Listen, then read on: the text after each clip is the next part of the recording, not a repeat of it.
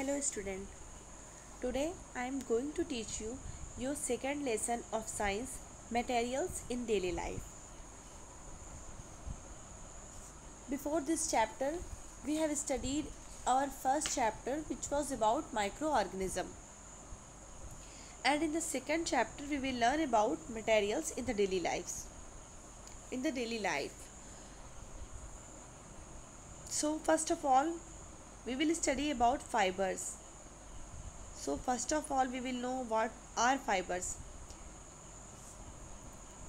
So let's come to the topic. What are fibers? The substance in the shape of continuous filament similar to the length of thread are called fibers. Means ऐसे substance जो continuous filament के shape में होते हैं और जितना लंबा thread होता है, जितनी थ्रेड की लंबाई होती है उतने ही लंबे होते हैं, उनको हम कहते हैं फाइबर्स. तो फाइबर्स की डिफिनीशन क्या है? The substance in the shape of continuous filament. Means ऐसे नहीं कि इंटरमिटेंट है कि एक यहाँ रखा है एक थोड़ी दूर पे रखा है, ऐसा नहीं. कंटिन्यू फिलामेंट होंगे और वो थ्रेड की जो लेंथ होती है उसके बराबर होंगे, फाइबर्स कहलाते हैं. They are very important for both plants and animals as they hold the tissue together. क्या करते हैं फाइबर्स? कि फाइबर्स मसल टिश्यू को एक साथ होल्ड करते हैं. हमने पढ़ा मसल में भी फाइबर्स होते हैं, हमारे अंदर जो मसल होती है उसमें भी फाइबर्स होते हैं. Fibres are spun into thread, string और रोप. फाइबर्स क्या करते हैं? ऐसे बनाए जाते हैं तो थ्रेड या तो स्ट्रिंग या फिर रोप में. They can also be used as a component in new composite materials. वो एक कंपोनेंट की तरह भी इस्तेमाल हो सकते हैं नए मटेरियल बनाने के लिए. Many of which have specialised application in many highly technical field. यानी कुछ ऐसे होते हैं जिनका जो अप्लाई किए जाते हैं हाईली टेक्निकल फील्ड्स में. They can also be matted into sheets to make products such as cloth और फेल्ट. ऐसा भी कर सकते हैं कि उन्हें हम शीट की तरह मैट कर दें और फिर उससे क्लॉथ बनाए जा सकते हैं. फाइबर्स आर दस used in the manufacture of many materials. यानी फाइबर्स जो होते हैं बहुत सारी चीज़ों को बनाने में यूज़ किए जाते हैं. Yarn is made into thread from cotton balls by the process of spinning. यानी यार्न कैसे बनता है? तो उसको पहले थ्रेड के फॉर्म में बनाते हैं. कैसे? कॉटन बॉल से. पहले कॉटन की बॉल होती है, उसके बाद उसमें स्पिनिंग का एक प्रोसेस होता है, एक काम होता है, उसको स्पिनिंग बोलते हैं. वो करके उनको थ्रेड के फॉर्म में किया जाता है, फिर उनसे यार्न बनता है. Then this thread is woven into cloths in looms. फिर क्या होता है? लूम्स में जाते हैं, वहाँ पे क्लोथ्स की तरह लूम में बनाए जाते हैं. Fine clothing can be made from A number of varieties of cotton fabrics. क्या होते हैं? जो क्लोथिंग होती है, जो फाइन क्लोथिंग बनाई जाती है वो किससे बनती है? हमने सुना होगा कि जब हम क्लोथ की शॉपिंग करते हैं या कुछ भी करते हैं किसी भी क्लोथ के बारे में, तो उसके बोलते हैं कि ये इस फाइबर का बना हुआ है या इस कपड़े का बना हुआ है. ऐसे जो शॉपकीपर लोग होते हैं बनाते हैं, तो उसके में क्या डिफरेंस होता है? वो उनकी फाइबर्स का ही डिफरेंस होता है कि किस फाइबर के बने हैं ये.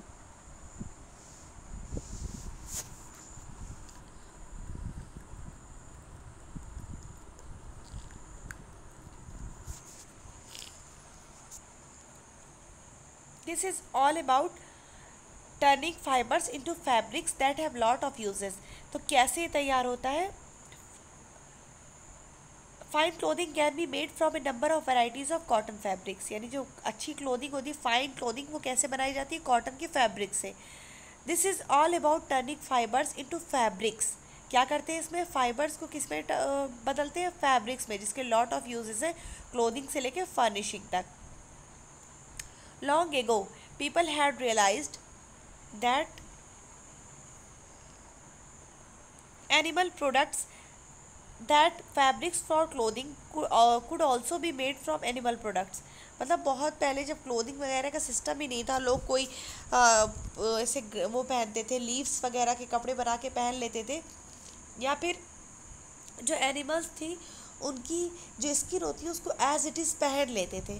लेकिन फिर उन्हें समझ में आया कि एनिमल्स के प्रोडक्ट से अच्छी तरीके से क्लोथिंग बनाई जा सकती है. जब धीरे धीरे चीज़ें डेवलप हुई, साइंस डेवलप हुआ, तो लोगों को समझ में आया कि क्लोथिंग जो बनाई जा सकती है एनिमल प्रोडक्ट से बनाई जा सकती है. तो इसलिए फिर एक common practice I to weave silk from the fine fibres that make up from the pupae of silkworms, यानी सिल्क वॉर्म्स जो होते हैं रेशम के कीड़े, उनसे क्या किया जाने लगा कि सिल्क की फैब्रिक्स बनाई जाने लगी।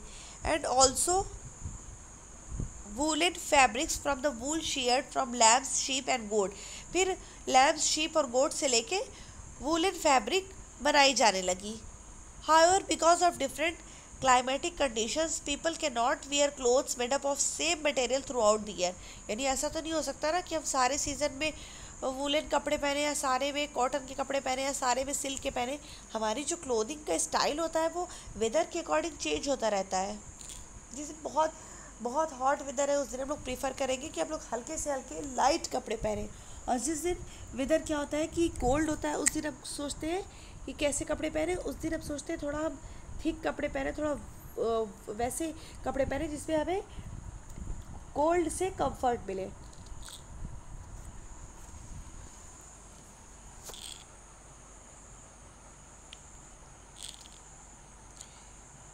क्लोथ्स मेड अप ऑफ फिर with the increasing clothes made up of same material could be इधर टू वार्म और टू कोल्ड, यानी कि या तो बहुत वार्म रहेंगे या तो बहुत कोल्ड रहेंगे, तो हम सारे वेदर में नहीं पहन सकते।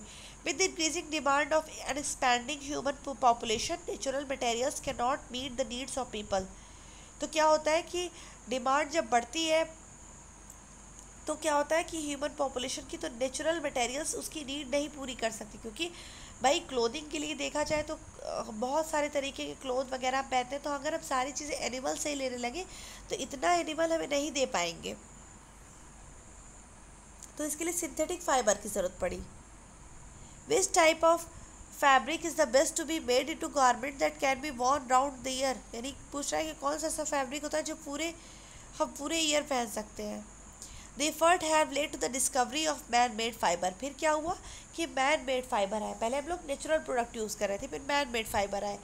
These are in the form of long strands or fibers called synthetic fibers। तो क्या हुआ कि लॉन्ग फाइबर्स आए, सिंथेटिक फाइबर बनाए गए। सिंथेटिक मतलब जो बनाया जाता है, मैन मेड होता है।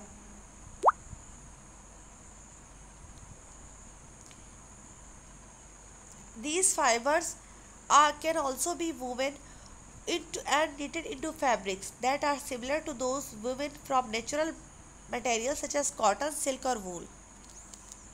How are synthetic fiber made? Where do the raw material come from? तो अभी हम आगे देखेंगे कि कहाँ से आता है। Synthetic fibers are obtained by chemical process involving two or more substance। क्या होता है कि synthetic fibers जो बनाए जाते हैं वो chemical process से बनाए जाते हैं। केमिकली दो या दो से ज़्यादा चीज़ों को मिला के, सब्सटेंस को मिला के सिंथेटिक फाइबर बनते हैं। तो ये एक्चुअली क्या होते हैं, पॉलीमर्स होते हैं। पॉलीमर्स को हम लोग लॉन्ग चेन या लॉन्ग स्ट्रेंड में बनाते हैं। उसके बाद फिर ये उसी तरीके से हो जाते हैं जैसे कि कॉटन, फाइबर, सिल्क या वूल होते हैं, उसी तरीके से। लेकिन अब हम जानेंगे पॉलीमर एग्जैक्टली क्या है। What is polymer? Polymer is a long chain of molecule. क्या है ये? लॉन्ग चेन है मॉलिक्यूल की। It is made up of large number of monomer. अब मोनोमर क्या है? मोनोमर समझ लीजिए कि जैसे सेल होती है, सेल से मिला के टिश्यू बनते हैं, उसी तरह मोनोमर से मिला के पॉलीमर बनते हैं। मोनो मीन्स होता है सिंगल, पॉली मीन्स होता है बहुत सारे। तो मोनोमर मॉलिक्यूल मिलके क्या बनाते हैं? पॉलीमर बनाते हैं। पॉलीमर लॉन्ग चेन है मॉलिक्यूल की। You may be surprised to know that there are many polymers that occur naturally। यानी कि बहुत सारे पॉलीमर होते हैं जो नेचुरली अकर करते हैं, नेचुरली मिलते हैं, जैसे कि रबर है, सिल्क है, वूल है और कॉटन भी। There are large number of polymer inside the human body too। यानी बहुत सारे पॉलीमर ऐसे हैं जो ह्यूमन बॉडी के अंदर भी होते हैं, जिसका एक एग्जाम्पल है इस DNA। DNA भी ऐसा है जो मोनोमर होते हैं, मोनोमर से मिलकर DNA बना होता है। अब है सिंथेटिक फाइबर। सबसे पहला जो सिंथेटिक फाइबर था वो कौन सा था? सिंथेटिक फाइबर कौन सा बनाया गया? सबसे पहला सिंथेटिक फाइबर था nylon. Nylon was the first man made synthetic fibre. It was put into commercial production in 1939 by a team of scientist of the famous chemical company E.I. DuPont de Nemours। Nylon derives its name from the first letter of New York and the first 3 letter of London, यानी कि New York और London मिला के nylon पड़ा। The 2 cities where it was simultaneously developed and marked, यानी कि दोनों cities में बनाया गया, इसलिए इसका नाम इन दोनों सिटीज़ के अकॉर्डिंग रख दिया गया। Initially it was use to make fine stockings for women, later it was pressed into use for a variety of textiles। पहले क्या किया गया, स्टॉकिंग्स बनाई गई वीमेन के लिए, उसके बाद टेक्सटाइल्स में यूज़ हुआ। Some of the other common synthetic fibers are rayon, terylene and cashmelon। Plastic include acrylics, silicones and polyurethanes। Let us learn about them in details। यानी कि फिर उसके बाद हमें इतने सारे सिंथेटिक फाइबर्स फिर बने। सबसे पहले बना नायलॉन, फिर उसके बाद रेयॉन आया, टेरिलीन आया, फिर और चीज़ें आती चली गई। तो अब हम उसके बारे में 1 by 1 डिटेल में पढ़ेंगे। तो ये हमारा तो जो था इंट्रोडक्शन हो गया। अब हम अपनी नेक्स्ट वीडियो में नायलॉन के बारे में पढ़ेंगे डिटेल में। तो अब हम मिलते हैं अपनी नेक्स्ट वीडियो में। Thank you.